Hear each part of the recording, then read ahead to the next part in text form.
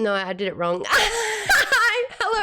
Hi, everyone. It's Maude. I have COVID. Oh, no. Please bear with me. Welcome to Maude's Book Club. As you know, we love to cover a book every single month. And when we've got cool books, we like to do 2 books. Speaking of 2 books, this is the book right behind me. It is Gundog by the Gary Whitta. Now, if you've been on Twitch, you know Gary. He's the one usually swearing up a storm in a bunch of different streams, playing a bunch of different games. But if you like movies, you'll know him as the screenwriter for great movies, such as The Book of Eli with Denzel Washington. He did Rogue One, a Star Wars story as well for all the Star Wars nerds. He's written for your favorite comic books with DC and Marvel. He's worked on The Walking Dead. This guy knows what he's talking about. Oh, Zelda knows what he's talking about. And he's written his 2nd book. It is all sci-fi, and we're going to have a big chat about it today. I would love to welcome to the stream Mr. Gary Whitta. Hello, Gary. Hi, I honestly feel a little bit bad dragging you, like, not necessarily out of bed, but like making you do this when you just came down with COVID. Like, how are you feeling? I honestly, I've done this to myself. I have been boasting the last couple of days because it was Monday that I tested positive, and I felt a little bit sick over the weekend, so I stayed inside all day. And everyone's like, how bad is it? Because the last 2 times I've had COVID, I was bedridden for 2 weeks. It was no joke. And this one, I just was like, I've got a mild cold. I'm totally fine. I wonder if you're becoming more resistant to it now because you've had it a few times. Maybe it's a different strain. But yeah, I woke up this morning and I felt like I'd been hit by a truck. So that'll show me for underestimating myself and underestimating what this is. But don't even worry about it. I've read this book. I do worry about it. I know what I'm like. All I need is a little sniffle and I'm canceling everything. So yeah, I know. for keeping this on the calendar. No, I'm dedicated to this. And I actually finished it today because I wanted it fresh in my mind. Yeah. To talk about it with you. Now, if you're a part of Maude's Book Club's Patreon, you actually get to submit questions. And I've got a bunch of questions from the audience that I want to get stuck into straight out the gate. And then I want to talk about your first book, this book, what you've done differently with this book. There's a lot to chat about. So let's get stuck in straight away. More of the general questions. We've got Will P from Maude's Book Club, who has asked, can you describe your writing process? Now, I believe you, because you've written so many different things on so many different platforms, how much different is it to map out an entire book?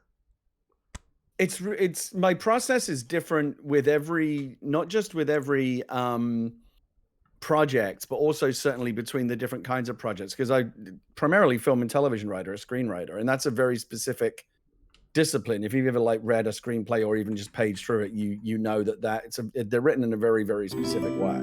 They're not really written to be read by an audience. They're written to be read by filmmakers who are going to use that as the blueprint to make a film. You still have to tell a story and keep people interested and keep them wanting to turn the pages, because the first job of a screenplay is kind of to sell itself, right? People have got to read it and think, oh, this is a good story. So the rules of good storytelling and characterization and plot and structure and all that stuff basically still apply. But in execution, the difference between writing a screenplay and writing a novel is night and day, completely different. And obviously with different pros and cons. So back in 2015, when I wrote my first book, it was partly because I just wanted to try something different. It was also because I just knew that if I tried to write my first book as a screenplay, no one would make the movie, because it's just a kind of gnarly medieval body horror thing that I didn't expect Hollywood to want to make that. So I wrote it as a book instead, and it found an audience, and I was really pleased by that. But more than anything, I kind of taught myself, because I'm very autodidactic. I taught myself to write screenplays. I taught myself to write a novel. I don't really read books about how to do things, because I just don't process information well that way. I don't do well in structured learning environments. I hated school. Sit me behind a desk and someone's going to stand at the front of the room and teach me things. It all goes in one ear and out the other. I learn by doing. By oh, that didn't work, let's not do that again. Learning from my mistakes. And I honestly, obviously I've read many books over the years. Been a voracious reader of books, specifically sci-fi and fantasy, ever since I was a kid. But I never really thought a lot about what went into making one until I thought, well, let's try writing this story as a book. And I'll tell you, it sounds embarrassing, but it's true. I literally Googled how many words are there in a novel, typically, because I honestly didn't know. How many are there? Do you know? It's well, I can tell you that anything under 50, 60,000, you probably don't have, that's going to be a really thin book unless you blow up the text really, really big. But obviously like I'll give you an example. My first book was 125,000 words. My second book, the one we're talking about today, was about 75, 80,000. So like tens of thousands of words difference in length between the two. One is shorter than the other, and it was designed that way. And of course, the answer is really a book is as long as or as short as it needs to be, right? If you have a massive, epic, long story to tell, then by all means, write a massive, epic, long book. You don't have quite the same strictures that you do in screenwriting, where, if your screenplay is much longer than 120 pages, because the way it works in screenwriting is a page of properly structured screenplay roughly will come out as about a minute of film time. So 120 page script will roughly give you a 2-hour movie. And so if you turn in like a 150, 180 page screenplay, someone's going to look at it and go, oh my God, this is a 3-hour movie. Yeah, we have to cut this down. But a book, go look at any book on it, go to your local bookstore. They're all shapes and sizes and all different thicknesses. And so that was my first kind of liberating thing, was to realize, well, I don't have to worry about like, how do I have to fit this in a certain length, or I could just let it be as long as it was. And so Abomination, my first book, was actually pretty long. Again, short by some authors' standards who write like big, thick doorstep books.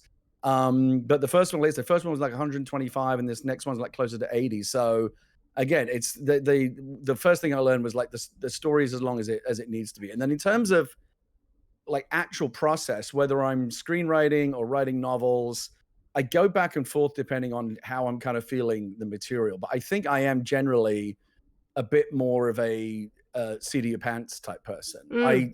My process has changed a lot over the years. When I was a young writer, like literally in my teens, and I was first experimenting with creative writing, like, what you're like back then, you're very young and impatient and just want to get on with it. You don't want to read any books or like learn how to do it. Like you just want to, how like when you take like your first guitar lesson and you're not even picking up the guitar yet. So I want to get into it. No, you have to learn to do all these things first. I just wanted to get into the writing, and I didn't want to outline. I didn't want to plot out the story. I wanted to just start writing. And so I did that. And of course, what you learn, again, going back to learning from your mistakes, what I learned very quickly is if you write without any plan at all, any sense of like where your story is going, you will wind up in weird, uncharted territory and write yourself into cul-de-sacs and dead ends that you can't get out of because you didn't think it through. There's got to be I'm not like an intricate plotter. My books and my movies as well tend not to be like very intricately plotted. They're fairly simple from a story mechanics perspective, but you at least need to have a rough sense of like a beginning, a middle, and an end, I think. And so when I first wrote the Book of Eli, I didn't write like a long outline. It was literally just like what we call a beat sheet, one page of like, here are the major story beats in the movie. And that was just, like, as long as I have like a central spine, I kind of know where I'm going so I don't get lost. That gives me enough to write with. And I generally tend to avoid, unless I'm contractually obliged to when I write for movie studios, which I sometimes am, try to avoid writing really long, detailed outlines and treatments, because that part's it's not the actual writing, right? You're writing a document about what you want to write. And that's not that fun for me. And what I have discovered over the years is that all of my best moments of discovery, all my best kind of aha, eureka type, oh, that's a good idea, I should do that. Those things tend to happen when I'm like actually in the page writing the thing. I don't know why. My brain doesn't fully engage until I'm actually writing. When I'm writing an outline or a treatment, I'm kind of one step removed from the actual writing, and I feel like I'm not fully like in full gear. And it's only when I start writing. So for that reason, I started increasingly kind of bypassing the outlining process, and I would just do again, never do none, because you'll get stuck every time. But like I've learned enough about myself and my own process to be able to spend as little time as possible outlining, as little as possible, like just enough to get me started, and then I'll figure out the rest. I believe it's called pantsing. That's the seat of your pants method. You pants it and you just kind of stream of consciousness, get it all out, and like, your fingers typing away kind of take you on the journey. It's so interesting going from 120 pages to 120,000 words. I think the big thing is understanding that you have full control over everything, instead of sort of like submitting to the director for them to take the vision for it. You also get something that screenplay and movies never get, and that is inner monologue. subtext, all of the unsaid things, you get to say it at your whim in these books. How was that, finally being able to flesh out inner dialogues and thoughts and nuance in that particular way? Yeah, I can tell that I'm like talking to a proper book club person here, because you're hitting like all the right. These are literally all the things that I kind of discovered along the way when I wrote my first book, and then rediscovered when I wrote my second. Was I wanted to write, like, I want to try something different. Like, let's see, like, it's almost kind of like learning a new language, because it's so different to write in prose rather than again, just the very kind of stilted writing that often makes up a screenplay. We just go about words, like a screenplay might only be like 4,000 or 5,000 words, like not even that, because there's very few words on the page. If you look at a screenplay, it's very bare. So to go from like 5,000 words to 125,000 words, just by volume, I'm writing a lot more. But I really enjoyed that. And yeah, you're right. A couple of things like internal monologue, like it's really nice. You never want to, like, again, with any story, you don't want it to get like bogged down and like with these kind of pointless, meandering detours. But you do have much more luxury with the way that a book is paced to get inside the characters' heads, and hear their thoughts, in a way that you might not otherwise, and do a little detour and just like sit with the characters for a moment in a way that in a movie might be really boring or hard to present. So I really enjoyed discovering that. And I think with my first book, I maybe got a little bit carried away. There's a lot of kind of internal monologuing and kind of backstory chapters, like the Abomination, which is set during or right after the Viking invasions of England in the 10th century. Like the first 50 pages is just basically this really nerdy kind of potted history of the Viking War. Exposition! You get to do it now instead of a flashback scene. Before we even get into like the monsters and the magic and all the crazy stuff, it was just this kind of, nerdy historical interlude. But then the other thing, the main thing, and I guess I had a sense of this, but it didn't really occur to me until it happened, was like, you're right. Like when I write a screenplay, again, like I said earlier, it's not for the reader.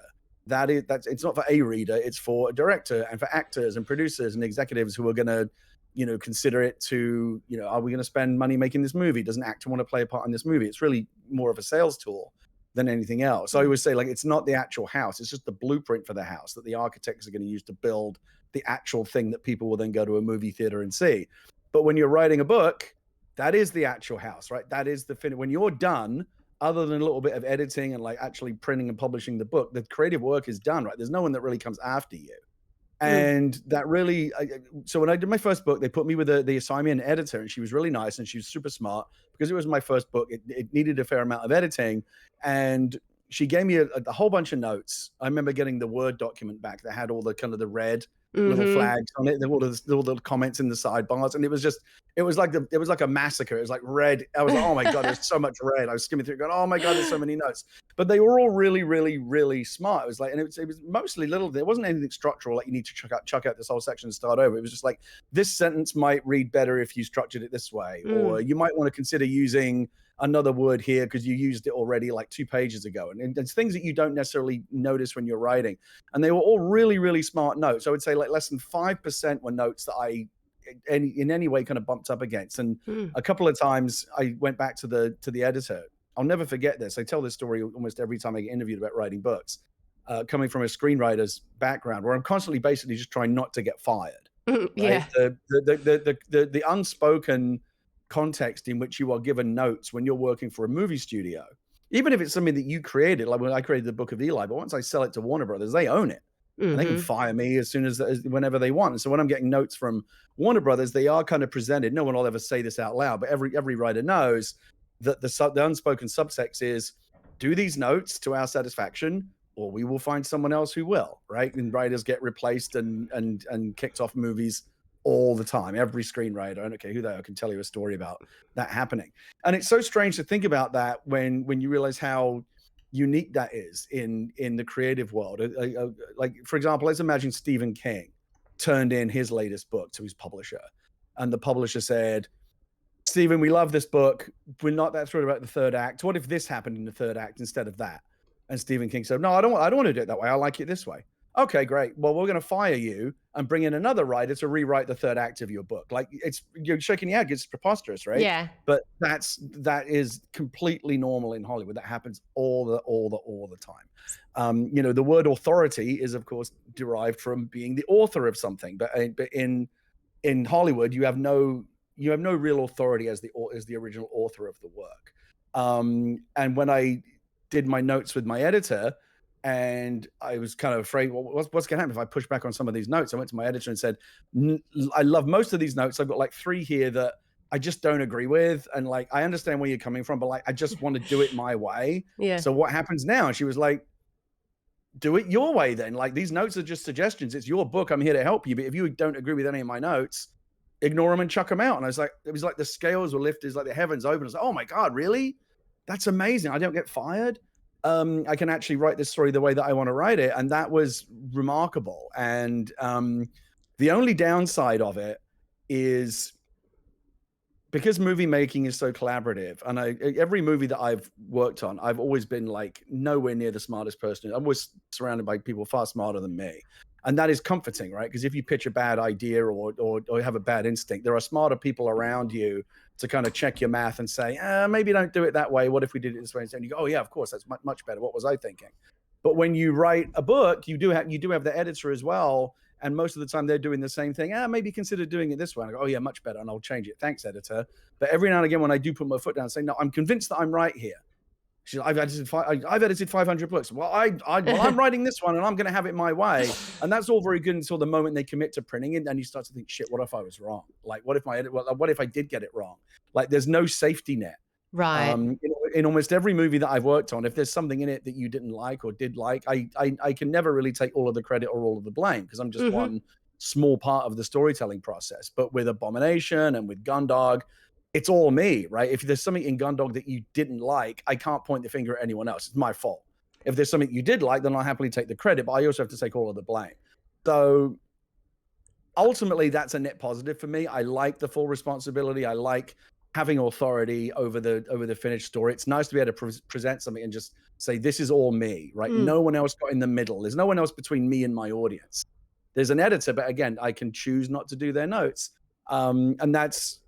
And so when people do like the book, it's that much more satisfying because you feel like you have ownership of their whatever satisfaction they're getting. You go, that was me. I did that. So yeah. I've got so many questions that have spawned from this, but the analogy like that you've just made with that, the only way I can relate to that is the difference between an actor and a host. Because an actor is being a character. So if you don't like the character, then you get to have that disassociation, being like, well, I'm playing a role. But as a host, everything and every word that I say, that comes out of Maude's mouth. So I have complete ownership over that particular thing that I do as a host, which again, is great when I nail it. It's shocking when I say something that gets me in trouble.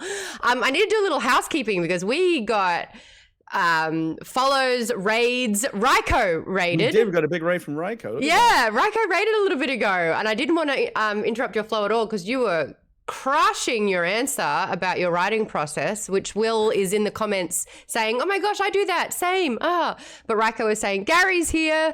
So thank you so much for that. He was playing Lies of P, which is a brand new game. I'm so interested to hear a little bit more about it. Then KP Dubs gifted 5 subs to the likes of Raptorial Bird, 0 and 9, Quappy, Manolin, and Feminine Fig. Then Vaden came in and gifted 10 subs to the community. So Captain NJP, Pumpkin Cakes, J Rod from Spokane. I don't know why that's so funny. Hi, J Rod from Spokane. Wait, what's funny? Spokane? What's funny about that? Just like, I'm J Rod from Spokane. It's all in the username. Oh, okay. I just think that's really quite funny. Melanie SB. He's really proud of Spokane. Yeah. I love it there. JP from Spokane. It says everything. Some people love to be anonymous, but not J Rod from Spokane. Alphidius, Unacceptable Losses, Mark Prime, Latsuki, and Dravit, and Sangria Goldfish, and then Catch22 gifted 22 subs as he does monthly, which is amazing. In this instance, and because I have COVID and I've got a guest, I will not read out all 22 names. But if you got gifted a sub, thanks to Catch22, make sure you say thank you in the comments because we're a nice community around here.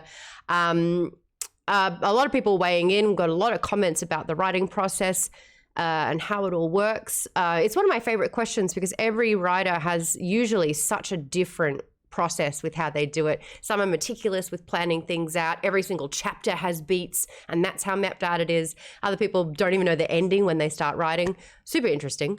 STS2884 asks, any genre that you haven't gotten to write for yet that you want to? Because Abomination's sort of fantasy / horror. Gundog is sci-fi. I feel like you've got your nerd quota happening big time there. But is there a genre? It's weird. I tend to kind of accidentally stumble into genres that I have no intention initially of writing in. Like I'll write something and think it is a certain thing, but it's not until I get it in front of readers who are, because the thing is, like, you're always like the least able to kind of critique your own work, right? Because you're too close to You're it. in it. You're looking at it from the inside. The way that I always think about it is, you know how like when you hear your own voice back on tape, it's like, oh my God, is that what I really sound like? That's how everybody hears you, right? That's what you sound like to everyone else. But your own voice to you sounds different because it's coming from inside your own head, right? And that affects the acoustics of how you hear it. I kind of feel like it's that with writing, right? The way that I perceive my writing, only I perceive it that way. Yeah. Because I created it, it came out of me. There's no way I can ever like step away from it and have objectivity. And so it's not until I put something in front of other readers sometimes that I actually understand or realize what it is that I've written. And that can be really surprising. When I wrote Abomination, I initially thought of it as just this really cool kind of gory fantasy. I didn't think of it as a horror piece because I don't think it's particularly scary. It's just really, really gory. A lot of people getting their arms and legs ripped off and stuff like that. Because I just wanted to do like an old-fashioned monster movie. But not necessarily one that's terrifying, but like one that's kind of like almost like an old-fashioned like Roger Corman type monster movie. So not necessarily scary, but definitely kind of gnarly. I always described my first book as gnarly. And when it went to the publisher, they went, oh yeah, we're going to send this out to like horror book clubs and get like horror influence. Like, wait, horror? And they, oh yeah, are you not aware that you wrote a horror book? I'm like, I mean, I guess I am now. So again, it happened like completely by accident. I'll give you another example. This actually happened really recently. I can't talk about what it is, but I wrote something recently. Actually, Maude, you do know what it is because I think you may have looked at it a little bit. So we're not allowed to talk about it. But so that was a thing where I wrote it and I thought I was writing this really dark, twisted drama. And when I gave it to one of my first trusted readers, she came back and said, oh, it's really funny. It's funny. Like, wait, is it? Yeah. Is it? Yeah. It wasn't intended to be. But what was interesting, I was in the middle of writing it. It was like, it was a TV thing. And I had written a couple of episodes, but I got back from the initial readers. Oh, we really like the fact that it's funny and the comedy. So I started, oh shit, like I don't think of myself as a comedy writer, but I accidentally stumbled into writing a comedy. A dark comedy. Once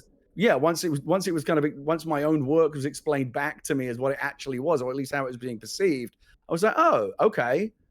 So you're genre fluid. Let's go with that. I'm very genre fluid. I'm genre curious. I like that. I'm omni-generic. And it's funny, it goes back to that question about process. Like I was able to pivot with that project that I had shared with you and to take it further into, I went back and like retroactively changed some stuff to make it tonally consistent. But like what was interesting about that was I said earlier, like always at least have an outline. With this most recent thing, I didn't at all. I just was really kind of besotted with this idea. I wanted to explore this character.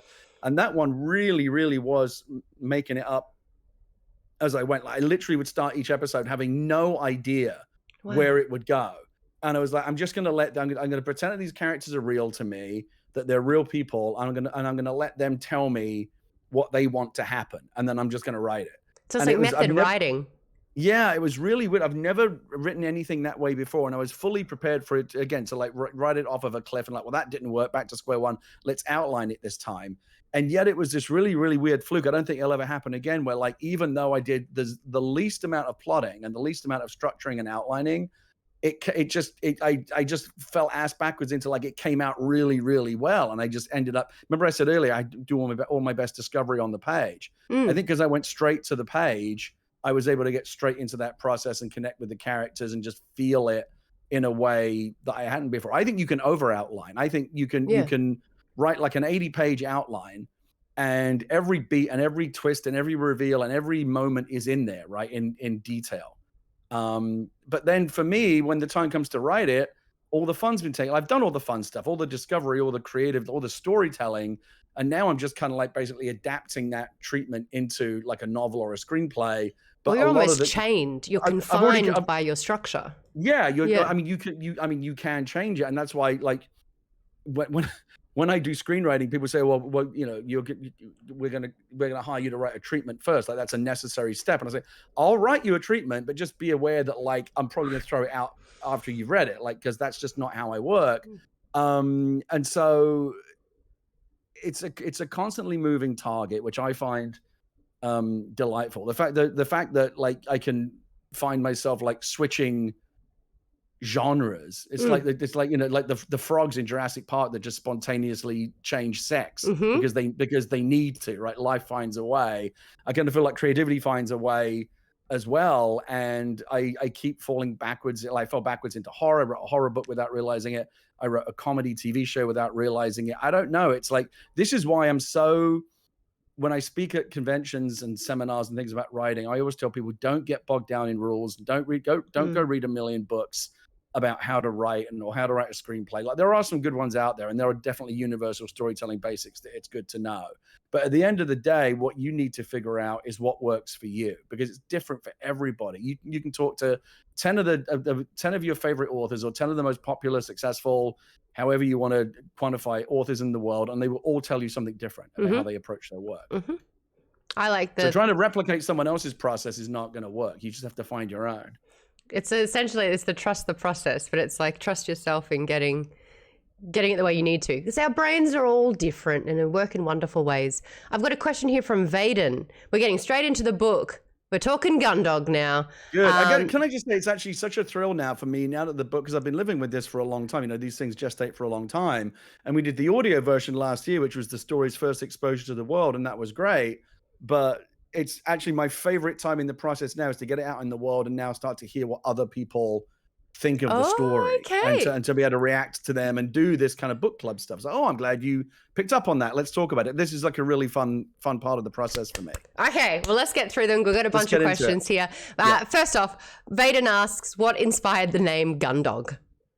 I always had, I just thought it sounded cool. It just sounded like a cool word. And it's funny, over the year, it was originally called A Boy and His Robot, like back in 2009 when I first started playing around with it. And before the lead character was a woman, originally it was a young boy. And I wanted to come, I knew I wanted to do something with mechs, and I like all the military jargon and all that bullshit, like, you know, Top Gun, or like, I love all of that stuff. I got Top Gun from this a little bit. A little bit, yeah, a little bit. Last Starfighter. There's a bunch of that kind of stuff in there. You know, there's two people in the cockpit, right? And so I got a little bit nerdy about figuring out, like, if the military had really built, because the idea is like the mech in the story is essentially this kind of Air Force prototype that they built years ago to fight off this alien invasion, and it didn't work, and it's been sitting in a hangar ever since.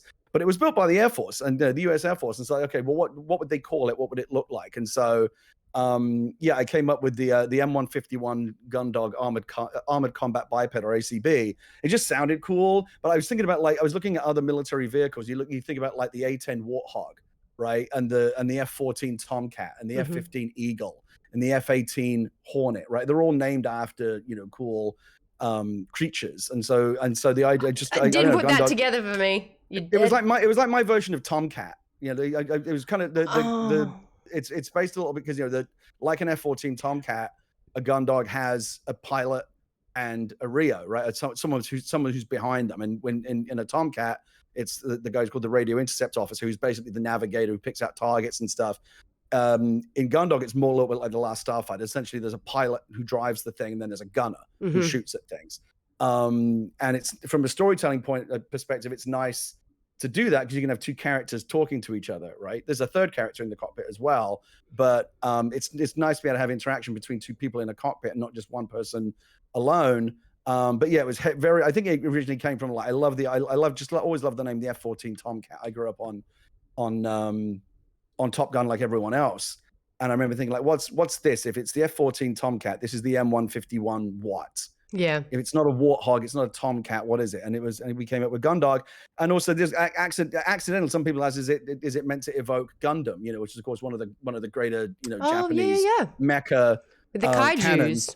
Yeah. So I was trying to. This whole book is kind of a tribute to the Japanese mecha subculture and wanting to do like a very Americanized version of it. And so that was actually kind of accidental, but yeah, it ended up being a title that I just, sometimes you pick titles because you just like them, you just like the word. I feel like there's two types of people. The people that know that reference and they get like the Tomcat sort of side of things. Right. And then the me's of the world that are waiting for these electronic dogs to start shooting. And I was like, okay. I know. I've seen the Black Mirror episodes of like the robots that are like. And for a while, SEO was a nightmare because before this book came out, you get a lot of like things about hunting dog. Like a gun dog is actually a dog that when you go hunting, it will go like, scare up targets for you, like ducks for you to shoot at or whatever. That's bring dead. That's what a gun dog actually is.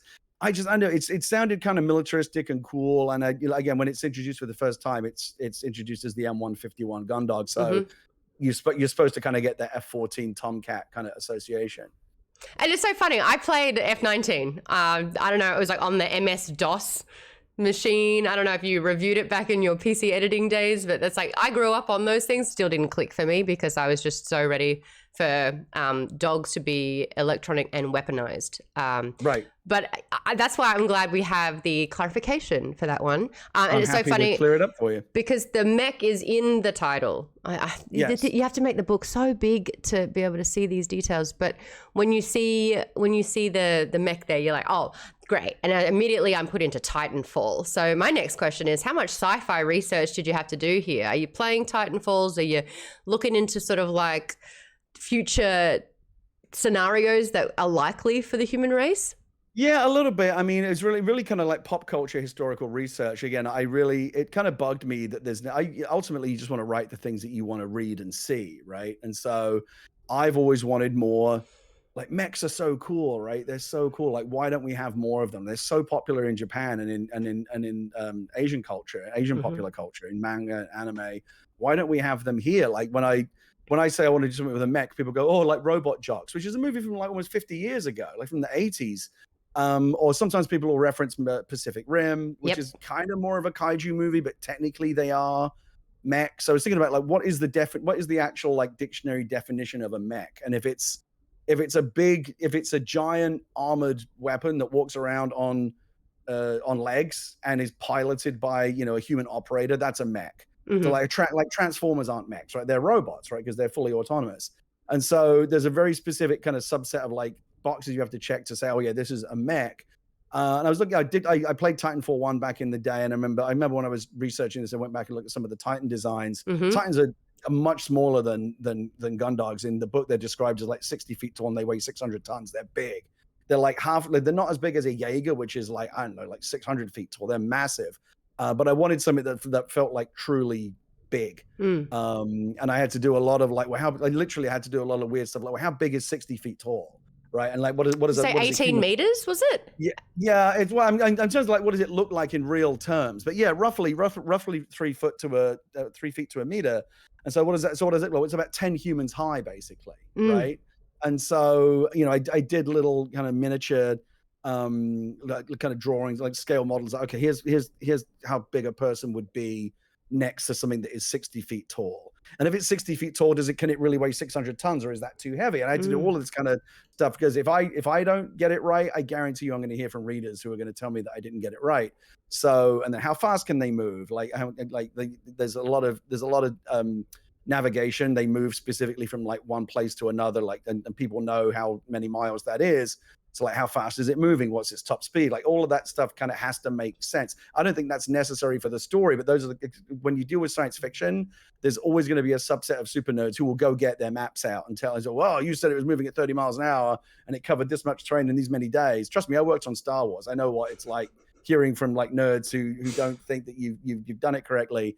So I tried to make it as realistic as possible in terms of the technical details, even though we're dealing with stuff that's completely made up. But all I really care about is like, do the characters feel real, and does the story feel real to you? The technical details are kind of secondary.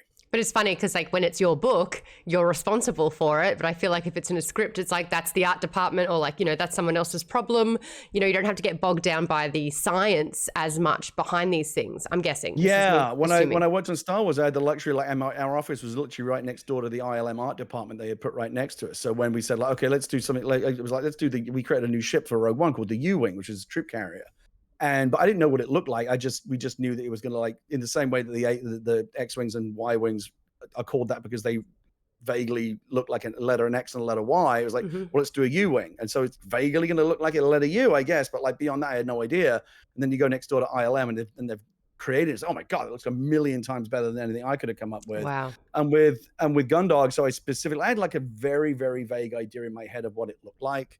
And I had reference for other mechs, but like it's specifically not described to like in hyper detail in the book, because I kind of feel like when you read a book, it looks like what you think it looks like. Right? Yeah. And so rather than say, no, it looks exactly like this and exactly like that. I mean, there are certain things that it has 2 arms and 2 legs, and it has kind of narrow torso and a big barrel body and things like that. But I want to try when you're writing a book, when you're watching a movie, that thing is designed and shown to you, right? There's nothing left to the imagination. You know exactly what it looks like.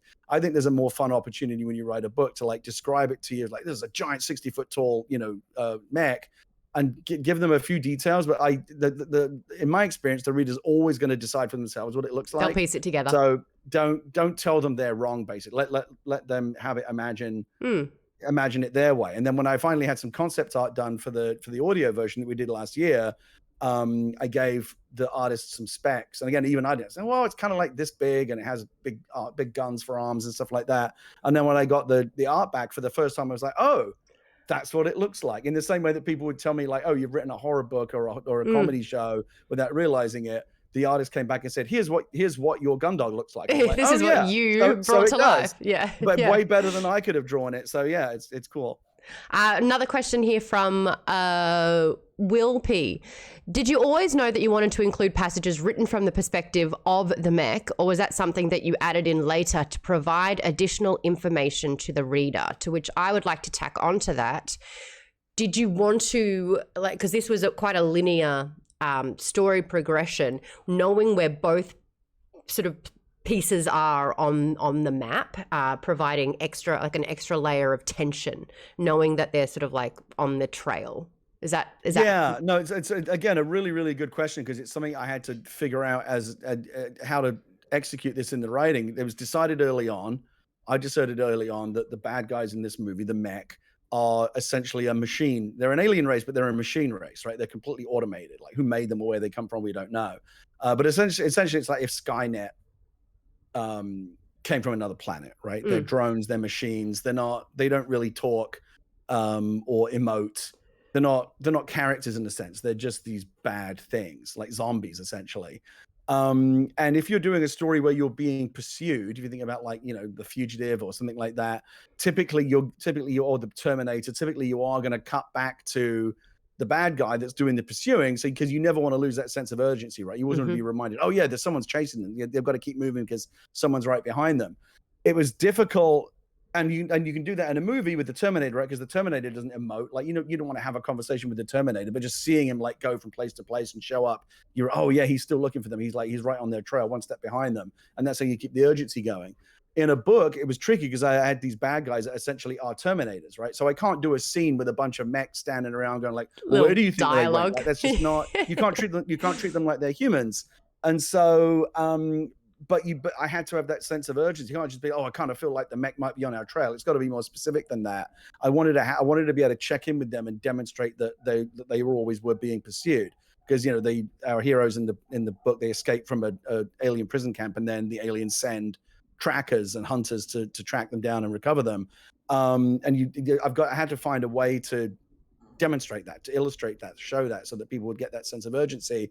And so what I came up with was the idea of these little dispatches that were, the commander that is sent, the Tommy Lee Jones essentially, that is sent to bring back Harrison Ford, is anytime he goes to a location and like picks up their trail or checks in somewhere, sends back a little dispatch. And so to Central Command, and I just wrote them so I wrote those, and in the audio version it's done by Troy Baker doing this I amazing didn't voice. even know it was him. You kept That's saying Troy. Troy's on it, and I'm like, when am I going to hear him? Not He's even realizing that. He's the Met commander. And so like they had to be distinct from the other because like Shannon, I didn't want Shannon to do those sections, right? Because it wouldn't sound right. And so Troy came in and played the Met commander in the audio version. And for the book, they're done in a very different typeface. The whole book is written in a specific kind of serif typeface. And then when we typeset the book, it's like these sections need to look like a computer printout. Like they need to look and feel very alien and different. And I can do some of that. I can write it in such a way that the language feels very stilted and formal. It's not conversational. It's kind of like, a bureaucrat writing a report. Very, very, very, very Spartan. And it's kind of scary in that way, right? Because you're being run. Oh, these are machines. But there was a really, really good question, because it was a problem that I had to solve. As soon as I like the idea that the mech were these alien robots, but then how do you do scenes with them? And so there aren't really. If we ever made a movie, it's something we would have to solve as well, because that would be presented differently. There's only a couple of scenes where the heroes actually like meet the bad guys and actually interact with them. For the most part, it's really just these little interludes, and also it's a nice way to break up the story. Like I've got it's a very small story. There's only a handful of speaking characters in the whole thing. Every now and again, it's nice to just like pull away and do something very different. And also, there's nice ways to insert story into that. For example, if the mech figures something out and then send the information back to base. I did it a few times. So, that's something our heroes don't know. Like they don't know that the mech know that, and that's kind of cool. Is Falk still alive? Yeah. Is Falk still alive? Where do they think they are? Are they still looking for them? What's going on with Sam? Is Sam being interrogated? Yeah, is he being tortured? Yeah, that stuff's really cool. Something that I really liked at the start, especially with post-apocalyptic, takeovers, invasions, conquests. I thought it was really interesting that it was put out there, the exposition. Look, we had a peaceful sort of mech alien race coming down that were going to share resources and provide. This is spoiler territory, by the way. If you haven't read the book, we're going pretty spoilery, but this is the start of the book, and I'm kind of setting up the premise here. But if you don't want anything spoiled for you, I apologize. Get out. But this is a big spoiler. I'd love to talk about it, but just be aware this is a big spoiler. It is a big spoiler. Read the book yet? Again, you're picking up on all the things that. This is actually my favorite interview that I've done about the book, because you're the only person that actually, I think, genuinely read it and paid attention. Well, my big thing here is, as a reader, I thought it was really interesting, and I kind of want to pick your brain on how you see things, because you made it very believable that humans are shit, and that we deserved what. That's not a stretch, right? To get you to believe that. No, we live in the world. But yeah, so this is an idea that I always had from the beginning, and it comes back to this idea of like, what do you want your story to be about? Like thematically, what is it about? Like, what do you want to say? Like, what question do you want to pose, or what statement do you want to make? And on a human level, on a story level, the story is really just about a girl who is reunited with her mother, who she thought was dead, right? And that's the emotional core of the story, and someone who kind of learns to kind of stand up and rise up against bullies, essentially. But then on a broad, like, what's the broader idea? And the idea was, we live in an age of propaganda and fake news and post-truth and deep fakes, and no one knows what's real anymore, right? And it's been established, for hundreds of years that this is the best way to control people and subdue them and have them do what you want them to do is to convince them to believe what you want them to believe. And so the book begins and ends with these footnotes, with these passages written directly by Dakota, the hero of the story, and they both start with the words, "Here's what I know," and she kind of lays out the way that she sees the world at the beginning of the story, and then she does it again at the very end, and she lays out the world the way she sees it now, and it's fundamentally changed, right? Because she's seen the truth. And so the idea is that after the mech, so essentially the mech came to Earth like, I think it's 30 years ago. 30. Because they fought a war that lasted for 10 years, and then it's 20 years post after that. So, and also there's little clues like, why did they kill off everyone over a certain age? And then you realize there's a reason for all of that. That they came, it was a classic kind of Independence Day. They just showed up and started a war and started invading us, and we fought back, and in the end it wasn't enough. and they conquered the world and put us all in prison camps and like killed everyone over the age of 20. And what you realize by the and we all now live in prison camps, and what we realize is that everyone was raised to believe that the war was their fault, right? A whole generation of people have grown up being told by the mech and by their elders that this was that humans caused it, that the mech showed up. We come in peace. Let's do a peaceful exchange. We need, water and things because our homeworld's dying, and we'll give you incredible technology and medicine and science, and like this can be great. We can all live in peace. Like first contact. But humans, in their infinite greed, essentially decide, well, we can just take it, right? These guys don't seem like they have any weapons. Like they're not a warlike race. Why don't we just take what we want? Which again has been obviously a facet of human history, right? Whether it be the conquest of North America by the conquistadors and the British and everyone, Columbus.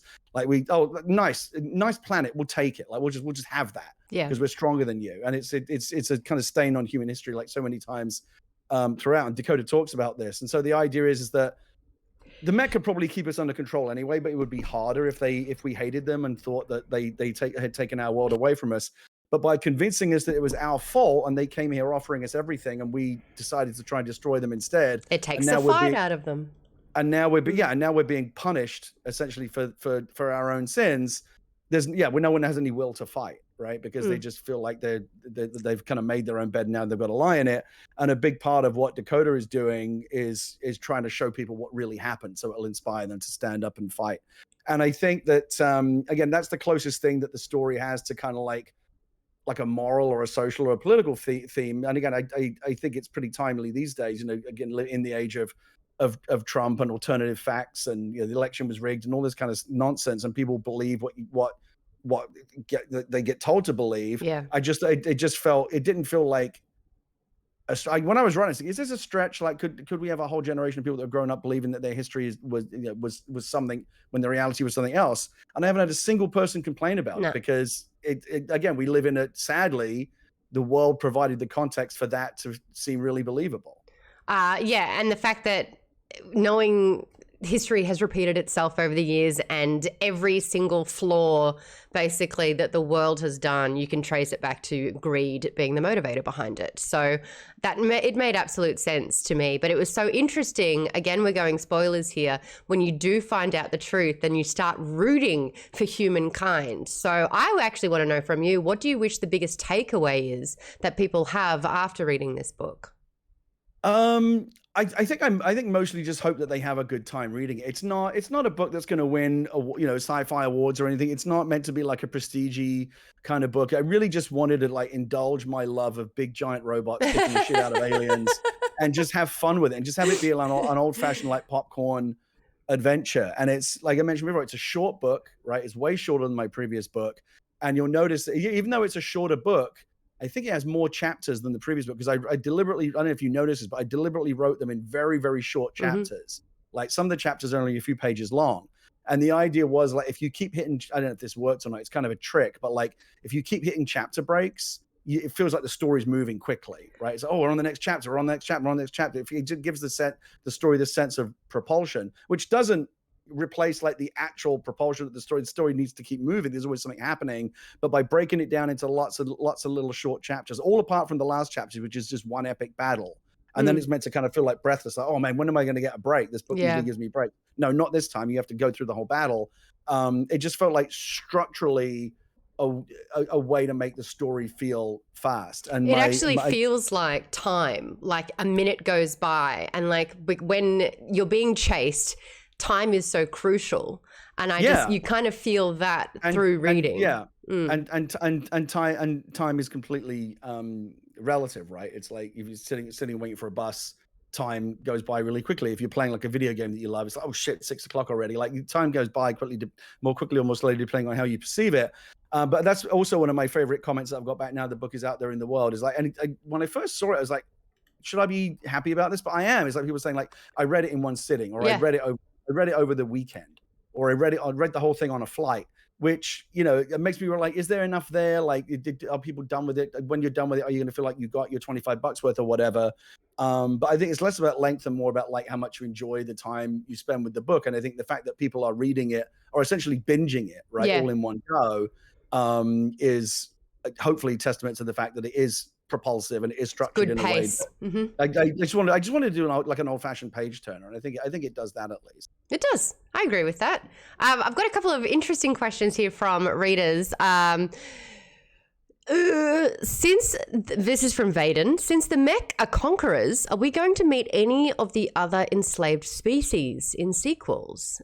And I guess that spawns a conversation about sequels, because this is a hella setup. Yeah, the whole story. I mean, the whole thing, when you think about it, is really just set up for the next one, right? Theoretically, because by the time they get to the end of the story, you realize that they have more. There's not just one gun dog. There's like a lot of them. You got an army. But at the same time, the mech are now sending reinforcements from their home world. It's good. The idea is like, if this was the first battle, in whatever the next chapter would be, another book or whatever, now it's the war. Right now, it's going to be a full-fledged war for the planet. And it would be far larger in scale. I was always thinking about like Alien versus Aliens, right? Like one alien, very tight, very confined, versus Aliens, which is just like all out, war against legions of aliens. That it would be far, far greater in scale. But I couldn't really get into it too much by virtue of the fact that everything's told through the lens of these characters that just don't know much about the world, right?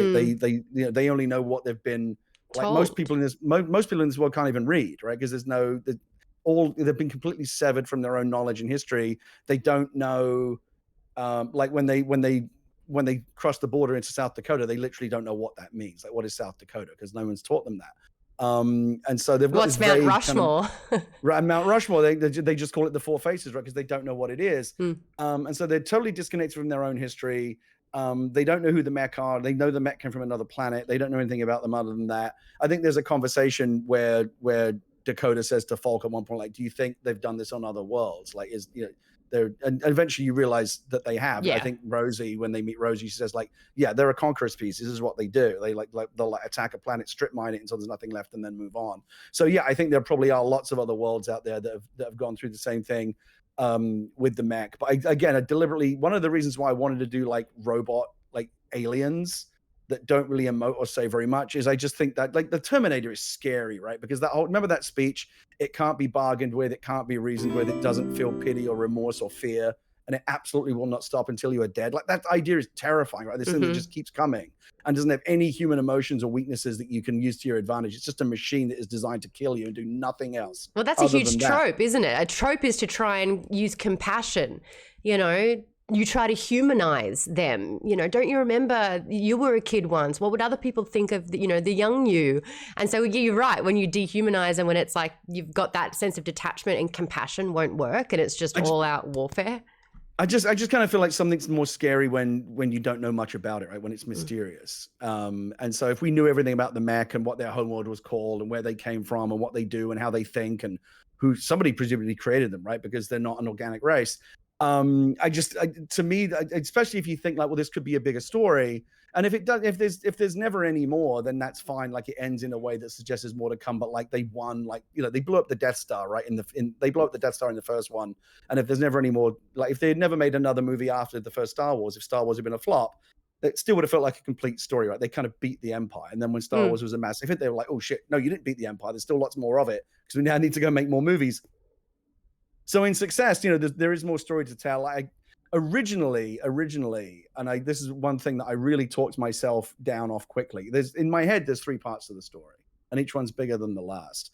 And I wrote originally when I wrote the book, I wrote Gundog, part 1 of the Liberation trilogy. Oh. And I was like, no, don't do that, because like that's what happens. Because then I remember when they did Aragon. And yes, Aragon the movie, yes, and it was like in part 1 of the Dragon Balls trilogy or whatever it was. But there was never another part. It felt really presumptive and arrogant to say, well, obviously this is just part 1, right? Because there's going to be lots more. No, you never assume that, right? And so I really wanted it to feel like a standalone story, though. If there isn't ever any more, you don't feel like you were left like, well, what happens next? What happens next? It's nice that people are. I mean, I deliberately left Falk out there a little bit as like a hanging thread, like what happened to him. If I never resolve it, it's not. I don't think it's the end of the world. But like, if the book is successful, we would get to go back and answer all of these questions. Is that why you didn't let him smooch? I just, I don't know. Girls are icky, and I literally have merch that is let them smooch. I'm terrible at love scenes, which is weird because this thing that I just wrote has loads of sex in it.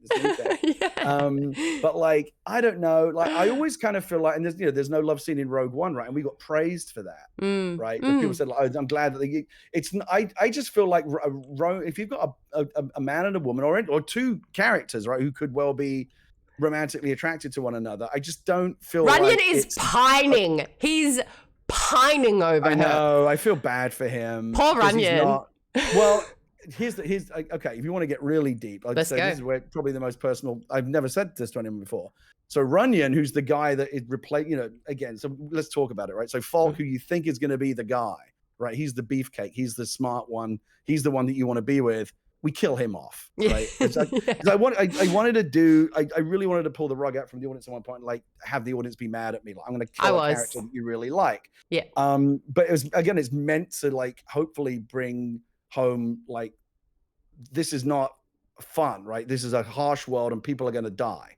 And none of these characters have plot armor just because they're a major character in the story.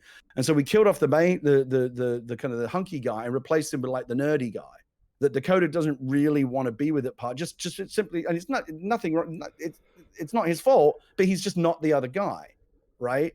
And I'll tell you something. And until I met my wife, I was the other guy my entire life. And so I was always like, oh, I really like this girl, but like she prefers this other guy, and there was always a Falk, and I was always Runyon.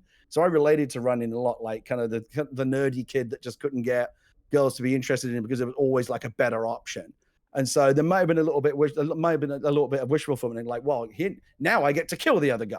Right? Yeah. And Runyon's really smart, and he's got huge growth and development, and he's actually a much better guy if you had the chance to get to know him. And it's a better love. I mean, the Falk one, you kind of like, he's all that, right? He's a little bit of a Mary Sue. Like, he's good looking, he's smart, he's confident. Dakota likes him right away. There's an attraction there right away.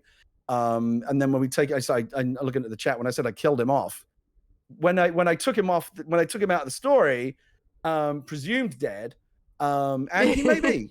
I think the Runyon story is the better story because she has further to go with him, right? In terms of like, I don't like you to begin with because again, it's not your fault, but you're not who I was supposed to finish this journey with, right? It was supposed to be the other guy, and so he starts like 20 yards back to begin with, and ends the fact that he ends up kind of earning her trust and her respect, and they get to the point where they almost I just think it's always more interesting, especially when it comes to that will they won't you like romantic stuff. I just think it's always more interesting when like you get right there but you don't quite do it. And again, especially if you want to do more storytelling, like don't blow all of your your ideas right away. But no, I don't know, for the most part, unless it's really important to the story, I've never felt like a romantic subplot or love scenes or romantic chemistry between two characters is something you got to have that, right? Well, you got to add that on, even if it doesn't feel like it's organic to the story. No, if it isn't, I never felt like it was appropriate for them to do that.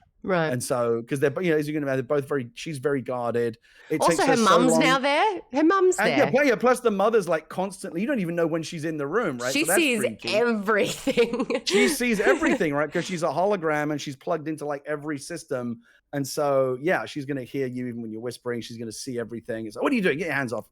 Yeah. Get your hands off each other. And she still has like watching the mother side of her as well, which I think is a beautiful juxtaposition. I'd love to talk about Rosie. I know we're running out of time. I still got like 10 questions, but I know I talk too much. I'm sorry. No, but I think the concept of sort of like being able to upload your brain to become an AI entity. So it's you and it's how you thought and it's all your memories, but you're no longer a sort of a corporeal person. You are in the ether or whatever it's called. As a parent, is this something that you would do, knowing that your memories would live forever and your essence could continue to father your children even when you had passed? I think it's a really freaky thing to think about, and I wasn't thinking about this as in the conversation when I was first writing it, because when I first started writing this years ago, AI wasn't what it is now. Right. And but now it's very much part of the conversation, and it's stuff we've seen it in Black Mirror. Yeah, you'll see it. And I just recently saw my friend Garrett's new movie, The Creator. It's all about kind of war against AI, and a lot of like, well, at what point does AI just become life? Like, and that thing has as much right to exist as Yeah. you do. You know, one of the greatest Star Trek episodes of all time, Measure of a Man, did this with Data, right? Are you alive? Are you real? Do you have the right to exist, or are you just a machine? And with Rosie, the idea was I wanted Dakota to be reunited with her mother, even though she is definitively dead. And the way to do that was to have her kind of preserved as this, you know, kind of AI consciousness. And if you ask, I try to make this very clear in the book, like that's not a copy of her, that's not like a mimic or whatever. Like in every way that matters, it is absolutely her, because every single part of her is preserved. Like they mapped every part of her brain. You know, and your brain is just electrical and chemical activity, right? There's no, I think we'll get to a point where that can be like replicated, and like we'll have to take the word artificial out of intelligence. It'll just be non-organic intelligence, right? Wow. But it won't be artificial anymore. Yeah. It will be real, and these machines will think and feel and be capable of the same emotional reactions, you know, joy and sorrow and anger and fear and all the things that we have. And that's Rosie, right? It's captured every part of her memory. Her soul is basically there. So she really is talking to her mother. The only difference is there's no physical body. You can't get a hug. Yeah. Yeah. And I think the biggest test for that is when the scene when like you think she's died and she's just that box and Dakota's trying to get her to come back. Is like, I was worried, like, is that going to work? Like the audience has to believe that she's real as well, right? That she's not just a box for you to feel their sadness in that moment. So it's very kind of, you know, high risk, high reward stuff. But no, it was just a fun idea to play with. And again, with the holographic stuff, it's just Rose is actually my favorite character in the book. I really like her a lot because I love how she kind of modulates back and forth between the mother, you know, I'll tuck you in, sweetie, and they're like, on your feet, soldier, because she's also like her commanding officer, right? She's her boss. She's her superior. So it's just really, really fun to play around with like different versions of her. I know, like going, hey, I wasn't in your life the last sort of like however many years, decade plus. And I'm the one that can conserve sort of like your early memories and tell you about that. And I want to be your mother in this moment, but this is a life and death situation. Yeah, and she's a very different character because she's the only one that's like a remnant of the old world, right? She's the only one who remembers like the post-war world. I didn't put it in the book because it wouldn't work in a book format, but I always imagined that in like the TV or the film version, like the Rosie's like constantly playing like all her old records in the cockpit, like all of her like favorite disco records and stuff that none of these kids have ever heard before, right? Because they have no concept of music or whatever. But then it also heightens her responsibility, where it's like this needed to happen, and she was chosen over everyone else to have this happen to her, and now she's single-handedly responsible for all of Earth's history. I mean, yeah, there's culture. there's something powerful about the idea of something being the last one, right? I mean, this is very, very much similar to the Last Starfighter. Like the Last Starfighter was advanced prototype. If we lose this one, that's it. Same thing with Gundog. If we lose this one, that's it. You know, Denzel carrying the last Bible. If you lose this one, that's it. So you have very, very high stakes, right? Because everything rests on this. And I think a couple of times Rosie kind of reminds the characters and by extension the audience, the reader, if this doesn't work, there's no one else, right? This is all on us, and that's how you get to high stakes. I also liked with the book writing tropes, usually if it's like a chosen one, which in this instance, it kind of delves into the chosen one storytelling. But usually with that, you'll have the prophet or the sage or the mentor in the beginning, and then that person will die. You know, Obi-Wan with Star Wars, you know, so you'll get a little taste that there's a much bigger world than what you've known, and then they're gone, and then they're set on their own for the rest of it. You did that in reverse, which I really loved. And I think with that's so interesting because I never even thought about it that way. Honestly, Maude, you're my favorite person I've spoken to about this book because I feel like you really like thought about it. And my favorite thing is when people come back to me with their thoughts on the book and it's stuff like, oh shit, I never thought about that, but that's cool. And I'm going to take credit for that now. Thank you very much. And it's really good. Well, I liked it as well because it actually doubles down with the whole post-apocalyptic storytelling, which is you have to have a glimmer of hope for the story to stay alive. When everything is desolate, when there's nothing left and you need hope as the fuel. I thought it was really interesting that the then sage and information and that sort of trope, which is usually at the beginning, it was almost the reward at the end, which then became the hope. And you also were able to say, well, it's not a given. You know, I can take it away as well. Exactly. That's exactly right. And I worried a little bit when I was the way that I wanted the book to set the tone for like, this world is really grim and like things have to, the world is broken, right? It needs to be fixed. The world needs a hero. But the first couple of chapters are just basically people essentially living in like futuristic Auschwitz. Like, it's horrible, right? Yeah. They're being incinerated, and it's the worst. They're basically human slaves. It's the worst, and it's really, really grim. The first couple of chapters of the book are really grim. And the idea was meant to be, the first half of the book is meant to be kind of hard, and then when she actually gets in the cockpit, then it's like payback time and you can start having fun. But it takes a while to get there. And so it's like there had to be something early in the story, like I said, that first, you can't wait too long for like the first glimmer of hope. And so for me, the first scene is when Falk shows up. It's Falk. The map on his arm, right? It's like, I need you to come with me. It's like, oh shit, there's something here. As soon as there's a thread to start pulling on, you can start getting engaged in it.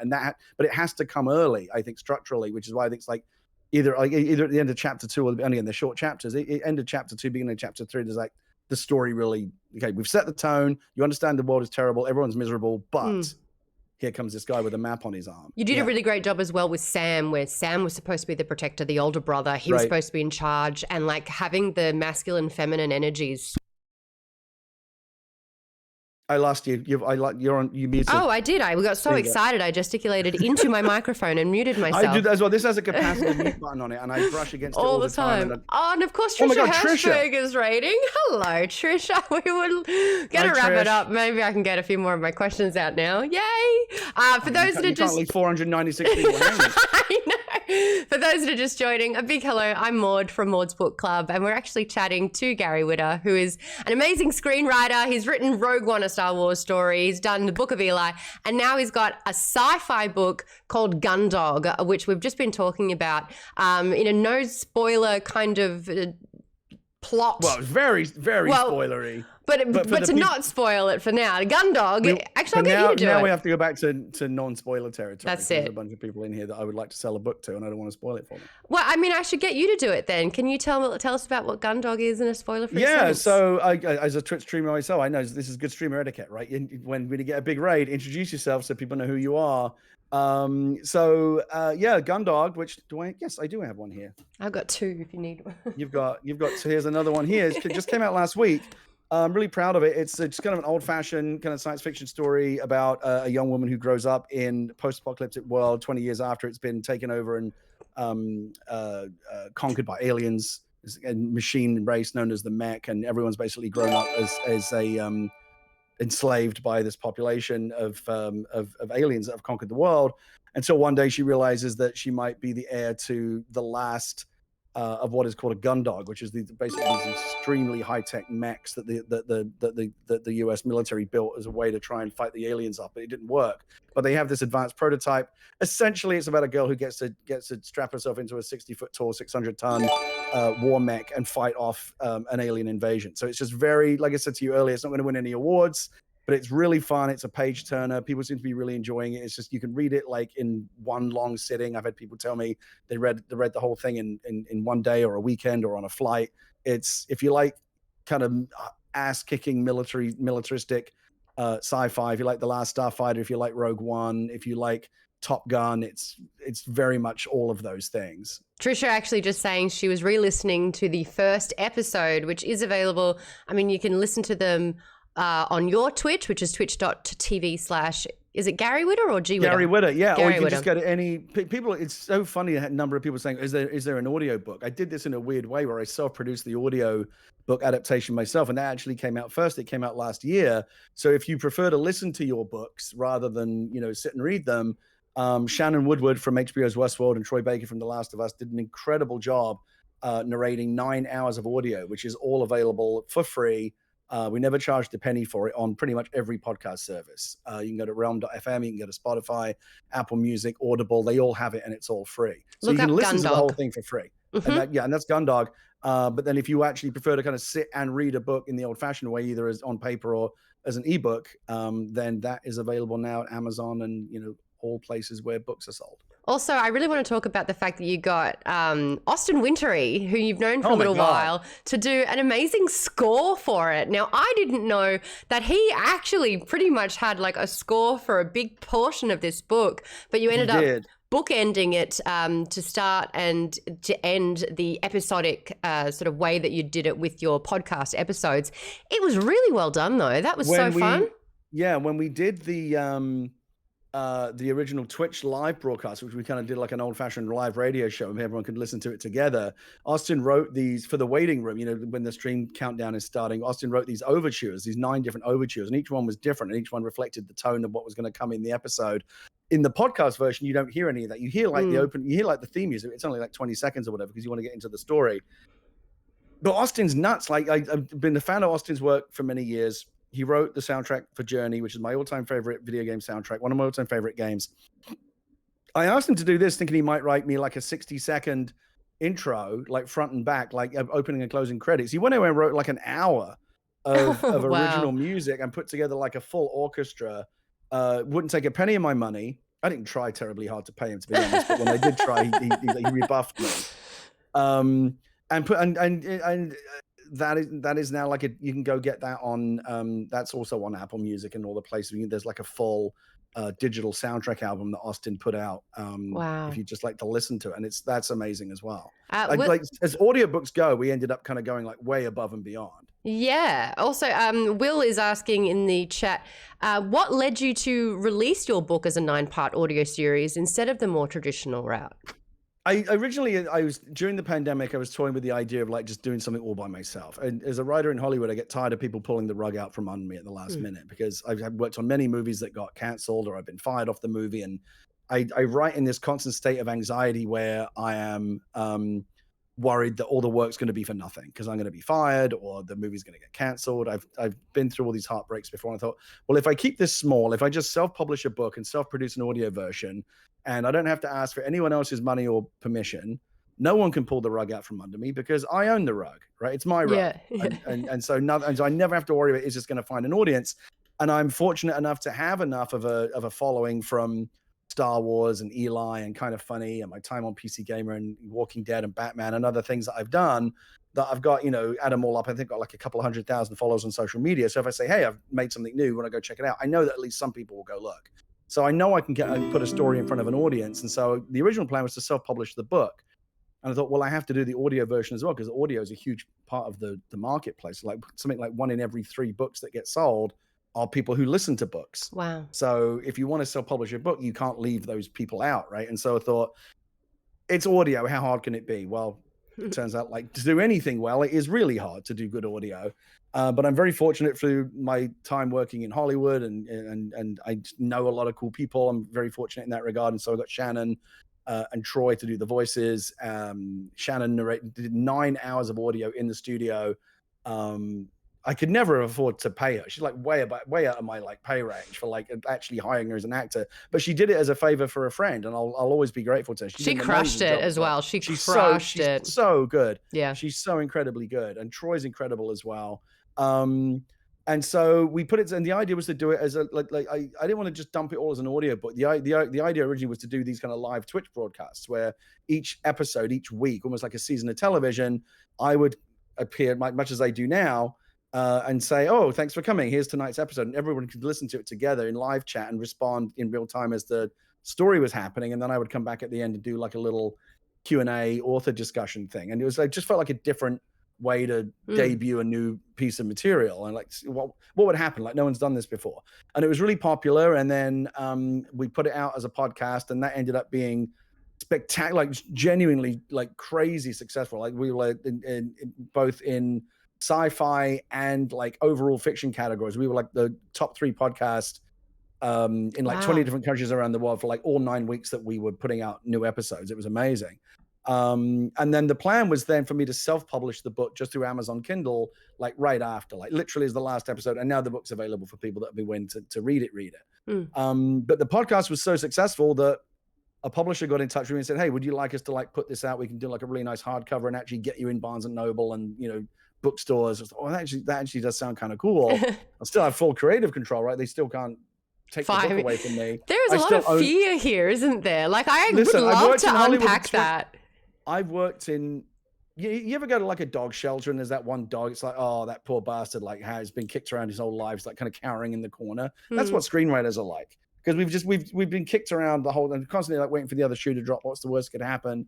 And so I just really, really want to try to recalibrate the way that I do my original work in a way that lessens the chance of that happening. And so again, the key is if you never have to ask for anyone else's money or permission, you can go around the gatekeepers, go to YouTube, go to Apple Podcasts, go to Amazon Kindle. You can find an audience. Wool, right? Hugh Howey's Wool, which went on to become Silo, biggest hit in the history of Apple TV. He self-published that book. Andy Weir, who you of course know from for The Martian. He was putting up paragraphs, and it got just so much on his dinky little website. Yeah. 50 Shades of Grey, of course, started off as Twilight fan fiction and went on to become like a mega blockbuster. So, you know, you can do it that way, and I fully planned to do it until the publisher came in. But in order for them to publish it, like they can't just like chuck it out there in a week. Like it took a while for them to design the book and the whole thing. And do distribution deals and get it in front of retailers and stuff. So it actually ended up being like almost a year. The podcast version debuted almost a year ago, and it's only now that the actual book is out. So it's been really interesting this past week. A lot of people saying to me, "Oh, where's the audio? How much is the audiobook version?" I'm like, actually, that's free. Like it's been out for a while. You can go listen to it right now. It's just chopped up into 9 pieces, but you can listen to the whole thing back to back. You won't say it, so I will. Support Gary and buy the book. Yes, please do. I don't know why I keep telling you can get it free. You can, because some people only will only do audio, right? But for those, and for those people, that version is there, and it's tremendous. And I can say that because what makes it tremendous is not me, but like Shannon and Troy and Austin really, and Adam Nickerson, who did all the technical production behind the scenes. They made it good. I just gave them like the raw material to turn into something good. But with the book, it is all me, and I do get to be very proud of it. And it's the only way that this thing's ever going to make any money, right? Because the audio version, I didn't make a penny. A couple of bucks from like advertising that went on certain versions of the podcast, but like I ain't quitting my day job over it. And I very much doubt the book will make much money either, but I really don't care. I make my money doing the Hollywood bullshit, except not right now because I'm on strike. But like my day job is film and television. So when I do something as a book or a comic or whatever it might be, like that to me is just, I don't do it to make money. I do it because it's the only way that I can like get original stories in front of an audience and try different things that typically I would not be able to get through, the typical kind of Hollywood machine. So I've got 2 last questions. I know we've gone so far over, but we've also got all of Trisha's Dragon Riders in here as well. One of them is going to be super, super quick, and one of them is going to tack on to what you've just said. But the one I really quickly wanted to go through, I believe it was Jay Buntrock who said it. I thought it was a really funny question. One sec, sorry, I have a document here. Jay Buntrock. Was the fact that the mech can't go underwater a slight nod to Charlemagne's movie Signs? No, which is, again, it's so funny how, because I did a movie with Knight, but I never thought about that. That was actually something that that was one of those things where I just made something up on the spot, because I had Gundog like slightly plotted, but like to the degree it's like, okay, they're on the run from the degree to which the book was plotted was like, okay, they're on the run from the aliens for a while. And they get into a bunch of tight scrapes that get out of them, and then eventually they find Mount Rushmore. But that's literally was it. So like I literally wrote them to a point where they were like literally backs against the wall with aliens closing, and I'm like, oh shit, I better figure out a way for them to get out of this. And so and this is, I don't know, sometimes it's not, you never want to, if you're like the magician, right, you never want to show the audience like how you do your tricks, especially if it turns out the trick is a bunch of bullshit. Because in this case, it was just, I literally just made it up. Like, oh, what if the mech can't go underwater? Done. Like, let's have them jump in the water, and and it's never explained. It's just that they just don't like it. For whatever reason, they don't go in the water, and so it was a way for me to give them an escape hatch when I needed them to have one. I like never comes up again. And well, I mean, who knows where this is going? This is again, who knows? Feels like there's a lot of setup here. Right. My question that I wanted to talk, and it's about all your bodies of work, really. My question that I've written is, you managed to use industry downtimes very efficiently. In the pandemic, it saw you take over the internet with Animal Talking. And now during the strikes, you're promoting your book. How do you do it? I'm so glad you brought up Animal Talking, by the way. All the episodes are on my YouTube channel. For those who don't know, we did we built a replica of a classic kind of late night talk show set in the basement of my in-game house in the video game Animal Crossing, and started to pretend to do a talk show that we broadcast on Twitch, and it became so popular we ended up being like the biggest talk show of of summer 2020 because all the other talk shows were dark. They couldn't open their sets during COVID. And so I ended up with Selena Gomez and Brie Larson and Danny Trejo and Gorillaz and T-Pain and all like A-list celebrities coming and like hanging out in my stupid Animal Crossing house. And people were going nuts for it. It was really, really fun. And that was just, again, it's interesting. I spend my whole life like trying to get these big serious projects uphill. And I'm like, oh, this one's really important to me. And like, I always find a hard time getting them to like, gain any traction. But it's the stupid idea. It's, oh, what if I did a talk show in Animal Crossing? Like a stupid idea. Or what if we did Wordle, but with dirty words? Like another stupid idea. Those, oh yeah, Sting. We had Sting on the show. Sting played live music on our show. That was mad. Thank you for reminding me that Sting was on the show. He's my friend, by the way. I got him to say that, and I have it on tape. I don't know. It's always maybe I should just like only do stupid stuff because it's the really silly, dumb ideas that tend to capture people's imagination. And I think just the timing was fortuitous. Like we never would have got those actors. We never would have got those stars were they not all sat down because of the pandemic. And I don't think I would have got Shannon and Troy because it was actually done around the same time were they not sat down during the pandemic. And I don't think I would have had time to devote to this book and getting it finished and getting it out the door and some of the other projects I'm doing if I didn't have all this free time because of the strike. So I think again we talk about life finds a way, creativity finds a way. I guarantee you right now, many, many, many screenwriters who are unable to work in Hollywood because of the strike are working on their own personal projects because creative people can't not create, right? Yeah. You can't just sit around and do nothing. You have to make things. Otherwise you just kind of die inside. And so it's been very gratifying to me in the middle of a strike where so many people like can't promote the work that they've done, or they can't go off and create new work because it's all struck, and rightly so. The Hollywood needs to get its shit together. To have something that is untouched by that, because books aren't affected, right? My own personal projects aren't affected. So it's actually been really, really, it's been invaluable to me to feel like I still can have a creative life, even as this strike kind of drags into what is like 4th, 5th month, and we're all over it. 2 months for SAG, 4 months for the WGA, I believe. Yeah. But I have quite a few friends say the same thing. They're like, bet you really, really don't regret moving into books. And I'm like, yeah, exactly. How did I know? But like, I just think more people should be talking about books. And thank you so much for letting me talk about books for the last 90 minutes with you, Gary. For those that want a copy of Gundog, it is available right now. Head over to Amazon or wherever you buy your books and get it. If you want to listen to it, it is available where you get your podcasts. It's a little bit different. Don't look to your audiobook areas. No, you can find it it is on Audible. It's just free. Is that right? It is on Audible. It's on pretty much we saturated it. And I've got to repeat this because my publisher asked me to say this every time.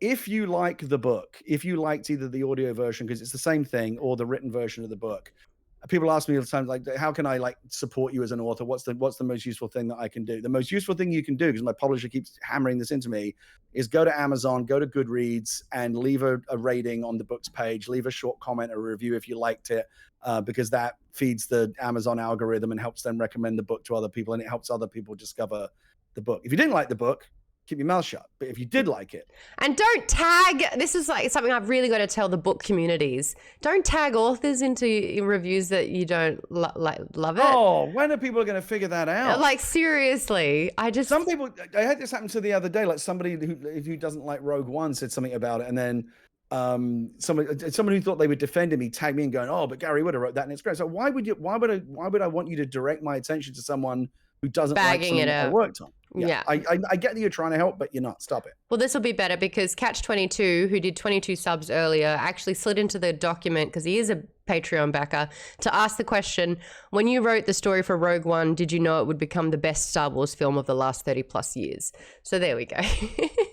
I will say this. I'm very, very gratified to see that of the Disney era, there's been 5 Disney movies made under the Star Wars name, and I think most people would agree they're a mixed bag, right? There's good, bad, and everything in between in the new movies. The fact that Rogue One has kind of emerged as, I think I'm right in saying, like the most broadly well liked of all of them. IGN did a poll and it was like 40%. It was a landslide. Is incredibly gratifying that people to have I always get emotional when I talk about this, but I grew up with Star Wars, so to have contributed something, even in such a small way, because I was one of only 4 writers on the film, and then obviously thousands of other people that make it, to have contributed just like even a tiny piece to like that canon, which meant so much to me as a kid, and which then goes on to mean something for other people, like, you know, to put a little brick in the wall of the Star Wars legacy and say I'm a part of that, was the greatest creative privilege in my life. Like, I could work in this business for 50 more years, and I don't think anything would ever end up like in front of Rogue One on my little bio. Wow. There you go. I love that too. Thank you again for giving me your time. Please do support Gary and purchase that book. It is a really, really fun book. If you played Titanfall, you're going to love it. If you like Top Gun, you're going to love it. We're heading there anyway, guys. We're only a couple of 100 years behind this being a reality, so we may as well learn everything that we can. One last thing, because we're talking about Rogue One. It's funny. Someone asked me the other day, do you think that Jyn Erso and Dakota Bregman have anything in common? And I never thought about it. I was like, oh my, they kind of do, right? Because they're both like these rebellious young women that like grew up kind of orphaned and like had to like learn to like fend for themselves. I was like, oh shit, there's actually a lot of Jyn in Dakota. So if you like Rogue One, and I know many people do, you might also like this book. Nicely said. I had plenty more questions, but I've taken enough of your time, and I really do appreciate that. I have to learn to answer questions in a less kind of meandering on and on and on kind of way, because people have like 20 questions lined up. They get through like 4. Long answers. I did have a couple more, but I tried to integrate as many as I could. You did great. I'm not just blowing smoke. I've done a bunch of interviews the past 2 weeks. You are by far my favorite one and the smartest person in terms of the questions that you asked about the book of any interview that I've done. Oh, so that means a lot. Thank you. It's a great book. It's a lot of fun. And I do love the fact that you can binge a book, especially since the slogan of Maude's Book Club is let's read more books. This is a really good entry point if you want something that you can just absolutely enjoy and not put down and get back into the habit of reading books. Thank you again, Gary. I'll say goodbye and I'll raid on to the next one because we like to pass it on around here. But I won't keep you any longer. Appreciate your time. Thank you. Thanks for having me. Bye. Yay. That's that one. And then, no, I'm all over the place. Okay. Well, we're just gonna, no. Guys, did I mention that I have COVID? That'll get me out of any situation, I'm